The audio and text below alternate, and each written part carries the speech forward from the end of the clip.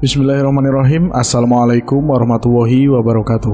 Jumpa lagi di Lentera Hitam. Pastinya masih bersama Bobby. Bagaimana kabarnya kalian semua? Pastinya baik-baik saja dan sehat selalu, dan selalu dalam lindungannya. Amin. Untuk kesempatan kali ini, kami akan melanjutkan cerita yang kemarin. Cerita dengan judul Haru Mahameru episode keempat. Bagi kalian yang belum mendengarkan episode 1, 2, dan 3, alangkah baiknya kalian mendengar terlebih dahulu, agar kalian semua bisa tahu alur ceritanya. Tidak usah lama-lama lagi, kita langsung saja ke ceritanya. Cerita horor dimulai.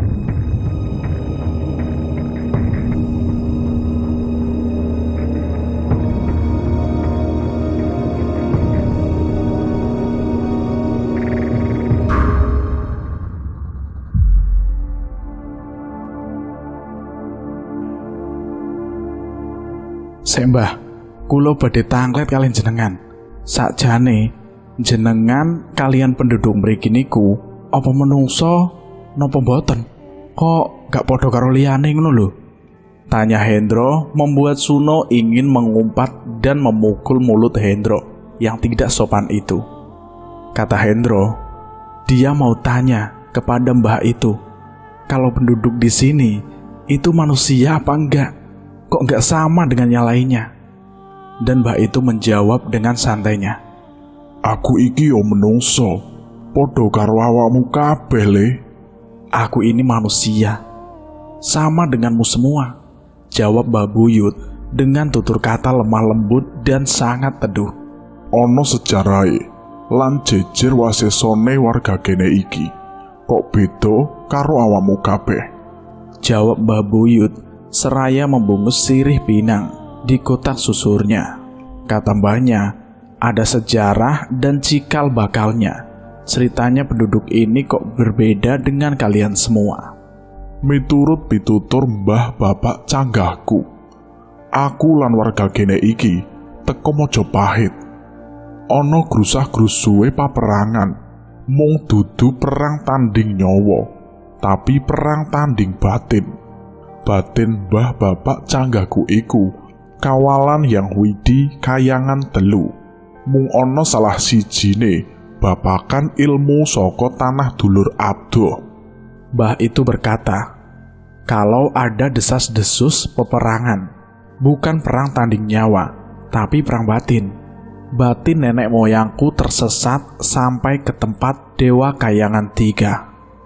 Cuma ada salah satunya hal tentang ilmu tanah jauh di sana, jawab Mbah Buyut menceritakan sejarah dari nenek moyang beliau.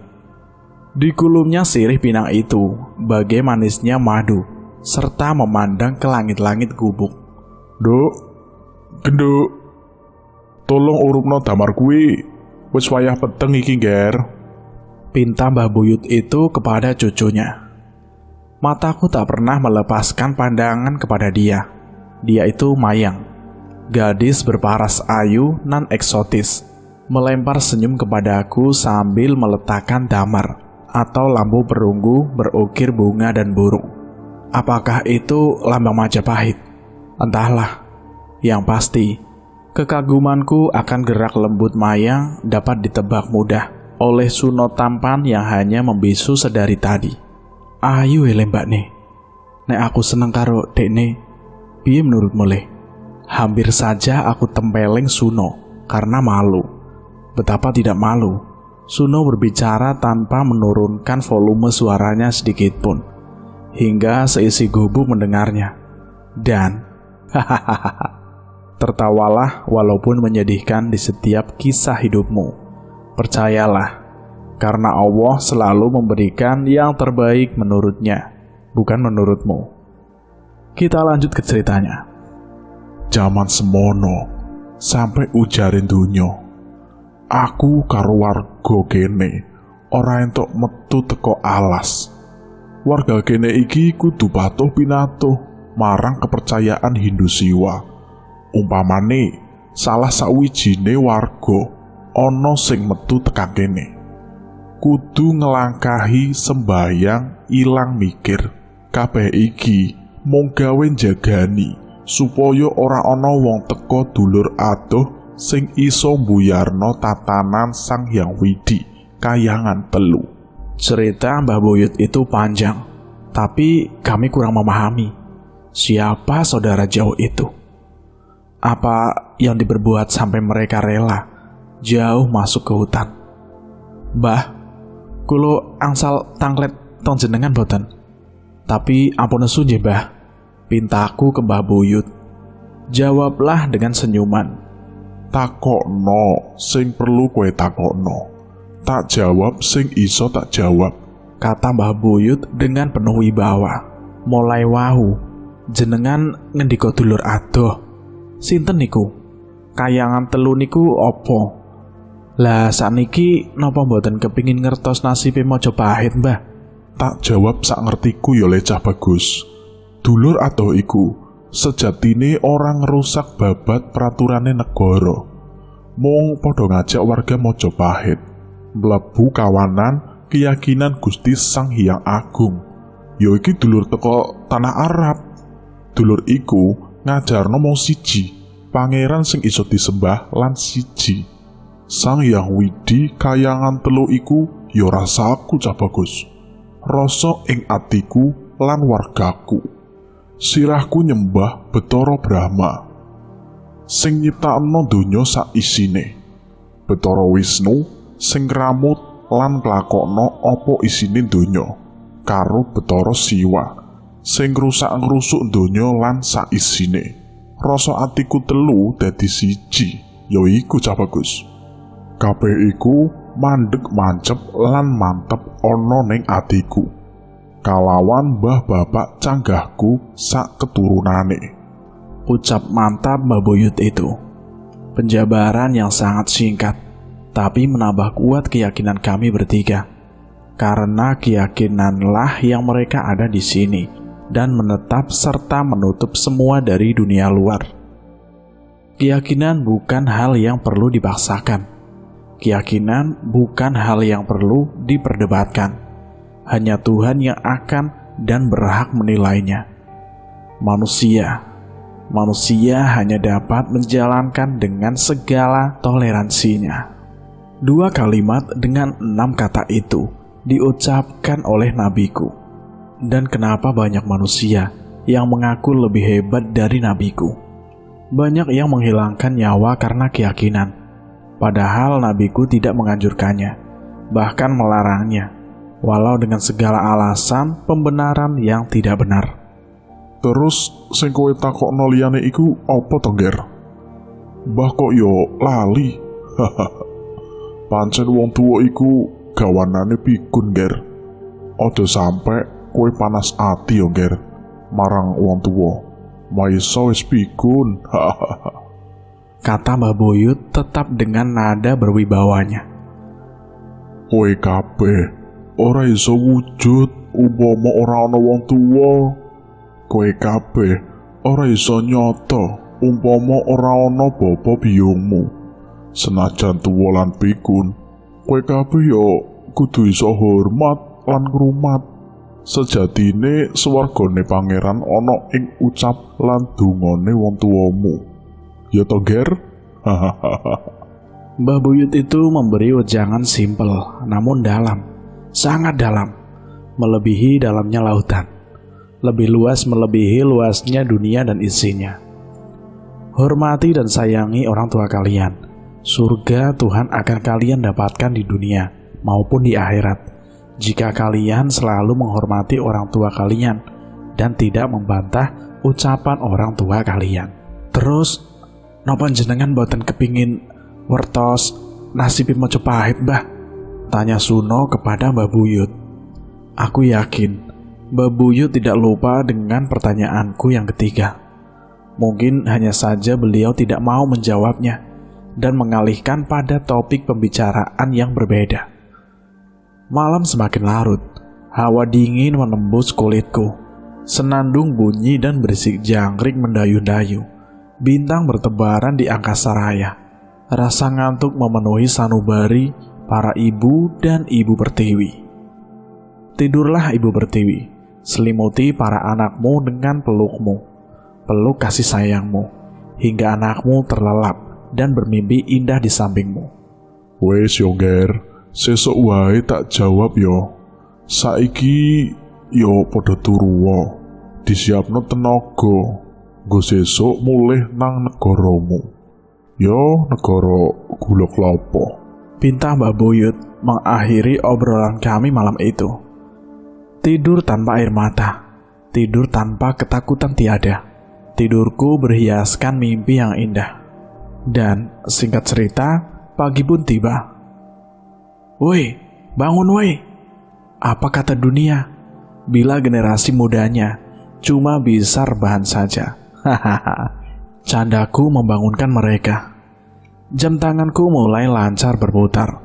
Kompas tutwuri handayaniku sudah pasti belum bisa menentukan arah angin. Jarno wis. Biarin aja, kataku menggerutuku pada diriku sendiri.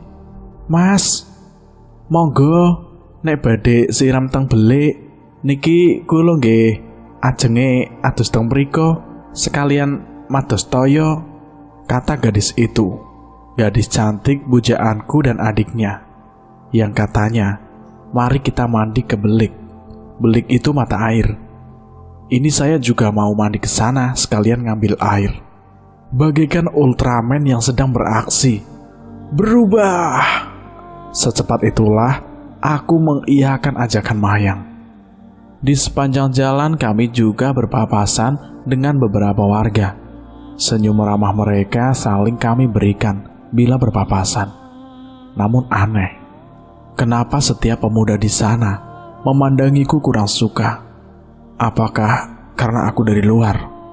Atau apakah aku terlalu tampan untuk dekat dengan cucu Mbah Buyut itu? Pasti mereka cemburu akan kedekatanku dengan kembang desa itu. Cemburu. Jalur yang bersih aku lewati. Jalur yang tadi sore aku susuri menuju ujung desa yang bersabukan Kali Asri. Dalam tata cara mandi atau bersuci di sungai itu ternyata sudah diatur dengan baiknya. Mendapatkan mengambil air minum, masak dari belik sumber air atas. Mandi para lelaki di belik tengah atas. Mandi para wanita di belik tengah bawah.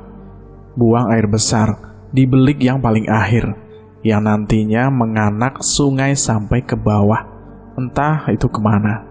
Tidak bisa kugambarkan keindahan dan keseruan di kampung ini, melebihi keindahan aslinya. Aku hampir malu. Bagaimana tidak? Kami lelaki mandi di tempat atas belik wanita yang berjarak kurang lebih 20 meteran. Dan bukan cuma Mayang dan Sinta saja yang cantik di sana. Ada puluhan gadis cantik mandi, dan aku bisa melihat dari atas mereka. Apakah seperti ini kisah legenda Jakatarup yang mencuri selendang bidadari kayangan? Walaupun masih samar, rai waktu pagi ini di mana bayangan belum ada, tapi dapat dilihat. Aku benar-benar menikmati pemandangan di bawahku. Puluhan gadis yang sedang mandi. Ya Tuhan. Walaupun diberi kesempatan, sangat bahagianya bila aku diberi semuanya, atau salah satu dari gadis-gadis itu. Memang, mereka tak pernah memakai make up yang tebal. Mereka tak pernah pakai ginju yang merah merona. Mereka tak pernah luluran. Tapi gadis-gadis di sana sangat cantik nan alami. Kulit sawo matang nan eksotisnya bagaikan Aurel Hermansyah. Tubuh indahnya bagai Mikha Tambayong. Wajah mereka istimewa sekali. Istimewa desa dan warga yang ada di dalamnya. Kecantikannya pun akan membuat lelaki terpukau bahagia. Kecantikan yang membuat semua wanita modern iri dan ingin mendapatkannya. Dalam diam, curi pandangku, aku merasa bahagia. Setelah mandi, kami memenuhi kendi dan bejana dengan air untuk dibawa ke rumah gubuk Mbah Buyut. Tibakno apa jejak bejana iki? Batinku mengumpat. Ternyata berat bejana ini. Tapi karena takut malu, aku diam saja dan sok kuat memanggul bejana air tersebut. "Pripun Mas? Radi abot nggih. Kula mawon sing beto," kata gadis itu, biar dia saja yang bawa.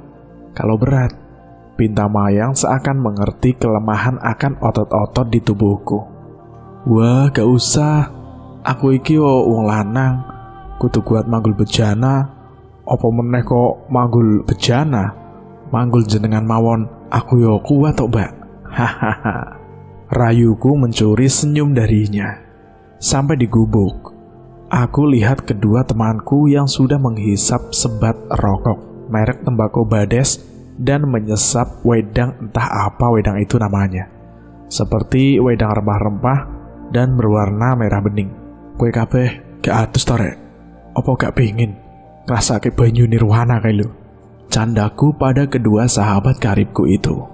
"Gak wis, adem kaya es batu campur soda ngene kok.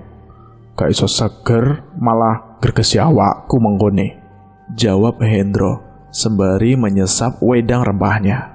"Monggo Cah Bagus, diunjuk wedang gaweane mbah iki lho, ben anget lan kuat. Nerusno lewakumu mengko," pinta Mbak Buyut kepada kami. "Iku sakjane apa to? Kok mulai meong tak delok kok ngukus-ngukus terus. Apa ora panas? Saya suwe kaya kukuse menyang," sambung Mbak Buyut dengan terkejut. "Lho Mbah, baik mboten ngati ngudut ta? Niki namine udut Mbah, racikane teko mbako," terang Suno. "Weleh, iku kaya panganane wong putih lho, Nger. Mbah kalian warga ora ana sing tahu ngrasakno apa kuwi mau," ucap mbahnya seraya bertanya. "Udut Mbah," jawab kami dengan bersamaan. Sebat atau udut atau merokok belum dikenal pada zaman Majapahit. Pada zaman itu hanya sirih pinang yang dikonsumsi warganya, sampai sekarang diteruskan oleh penduduk Semeru itu. Panjang lebar kami saling jagongan, ngobrol tentang perkampungan itu dengan Mbak Buyut. Banyak cerita dan wejangan yang kami dapatkan. Tak lupa juga kami sharing, bertukar informasi mengenai perbedaan zaman dulu dan zaman sekarang. Pagi pun sudah mencipratkan sinar hangatnya. Lebah madu dan serangga lainnya sudah memulai rutinitasnya. Dan kami pun sudah mengisi perut serta perbekalan dari mereka, bekal dari penduduk dusun alas tersebut. "Wis tak warai yo, Nger. Mengko kudu kuat kalawan gegodo demit utawa kewan kasar. Dungo menyang Hayang Widi, jogo tindak tandukmu lan kekancanmu," nasihat Mbah Buyut kepada kami. "Ojo ngumbar dalan menyang wong jobo, ben aku karo wargaku iso urip tentrem tanpa ono urusan karo warga ngisoran," kata mbah itu. "Jangan memberitahu jalan untuk orang luar, biar aku dan wargaku bisa hidup tentram tanpa ada urusan dengan warga bawah sana," tambah Mbah Buyut kepada kami. Mereka tidak mau berhubungan dengan orang luar. Mereka juga tidak mau orang luar mengetahui letak lokasi dari perkampungan itu. Kami bertiga diminta merahasiakannya, biar waktu dan tahun nantinya yang membukanya sendiri. "Sek Mbah, sek. Nopo jenengan boten kangen kalian Mojopahit?" kata Hendro sambil mengunyah ubi dengan kepanasan. "Kamu itu lugu apa bodoh sih, Hen? Sudah diberitahu kok tadi malam. Kalau Mbak Buyut itu ngerti Majapahit," jawabku, tapi diputus oleh Mbak Buyut. "Ngene to, Nger. Aku wis ngerti, pancen wis wancine Majapahit wis gugur gunung. Musna raja lan rakyate, ilang bumi lan kratone. Mbah wis ngerti lan ora kangen maneh. Wis digantekno karo negara gula klapa. Mbah ngertine iki ket mbah gek cilik bapa wektu iku ditekani tamu saka pemimpine negara gula klapa. Lah terus ngajak Bopo. Aku lan warga mudhun gunung melu nyekseni kamardikan negara gula klepo kuwi. Mung Bopoku ora melu, ora gelem mudhun gunung. Jawab Mbah Buyut lagi untuk mempertegas jawabannya akan pertanyaan Hendro itu. Gula klepo yaiku negara sing panjine ana ing sandanganmu kuwi. Gula iku abang, klopo iku ya putih. Dadi abang putih, terang Mbah Buyut kepada kami. Seketika kami semua memandangi jaket Hendro dengan bendera merah putih di lengan kanannya. Aku tidak menyangka bahwa dulu semasa Mbah masih kecil sudah ada pemimpin raja negara merah putih yang datang bertamu ke sini. Siapakah beliau? Yang dimaksud Mbah Buyut sebagai raja pemimpin atau pemimpin negara merah putih? Hanya tanyaku yang tidak kunjung kudapatkan jawaban sampai sekarang. Apakah Bapak Proklamator kita tamu tersebut? Siapa beliau yang dapat bertemu dengan mudahnya ke perkampungan ini? Jelaslah beliau bukan orang sembarangan yang dengan mudahnya bertamu waktu itu. Beliau adalah negara Raja Gula Kelapa. Beliau adalah Raja Negara Indonesia di kala kemerdekaan dengan panji bendera merah putihnya. Mangkane Nger, ojo sampai negaramu kuwi ajur mumur gara-gara bab sepele. Bab padha rebutan bener, bab keyakinan. Beda iku luwih apik to Nger. Mung kudu padha adab asore. Masalah agama, keyakinan berbeda itu lebih baik, tapi harus rukun dan saling bertoleransi. Sambil tersenyum, beliau Mbah Buyut menerangkan pada kami bertiga. Pagi setengah siang mulai terlihat di langit yang cerah. Wes ayo, tak ajari ndelok bab tata cara lenono ning alas, ben kowe kabeh ora kesasar. Ajak Mbah Buyut sambil tersenyum bijaksana.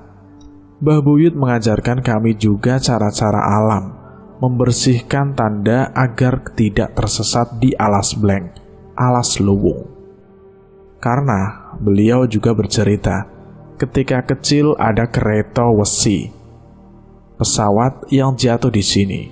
Tapi itu bukan milik negara Gula Kelapa, karena panjinya berwarna bukan merah putih. Mungkinkah pesawat Belanda di era penjajahan? Ya, entahlah. Kami diberikannya lontar dengan arah menuju puncak Semeru dengan tinta yang terbuat dari getah damar. Matahari sudah tepat di atas kepala kami. Maka tibalah perpisahan kami dengan warga perkampungan Semeru yang ramah nan jelita itu. Aku mulai memperhatikan semua ucapan Mbah guna memberikan pengetahuan tentang alam. Suno pun mengamati apapun yang diwejangkan pada kami. Bahkan si Hendro pun diam tanpa banyak bertanya. Kabeh iku mung iso mbok delok sing teliti. Ati-ati Nger, ojo grusah-grusuh menawa netopno langkahmu. Kata mbahnya, jangan tergesa-gesa jika menetapkan langkahmu. Beliau menitipkan lontar yang digambar dengan getah damar yang dibakar. Iki mengko kowe kabeh tak gawani barang sitok-sitok sing gunane engko wae Mbah terangno kabeh nganti jelas. Kata mbahnya, nanti kami akan dikasih barang itu satu-satu, yang gunanya nanti saja Mbah akan jelaskan biar sampai paham. "Jeh Mbah," ucap kami bersama. Siang itu merupakan siang yang penuh makna di hidup kami. Kami diberikan ilmu apa saja tanaman di hutan Semeru yang berbahaya bila kami terkena atau tak sengaja menyentuhnya. Bukan hanya itu saja, bahkan dapat meregang nyawa hanya dengan menyentuhnya. Sungguh, satu hutan dengan berjuta misteri, dari jin, demit, hewan buas, bahkan tanamannya dapat mengambil nyawaku dari raga ini hanya dengan sekali gores saja. Cerita ini bersambung sampai di sini. Bagaimana menurut Anda tentang cerita ini? Silahkan tulis di kolom komentar. Bagi kalian yang belum mendengarkan episode 1, 2, dan 3, silahkan Anda mendengarkan terlebih dahulu. Karena kalian semua biar lebih tahu detail ceritanya tentang kisah ini. Cukup sekian dari saya. Kami pamit undur diri. Wassalamualaikum warahmatullahi wabarakatuh.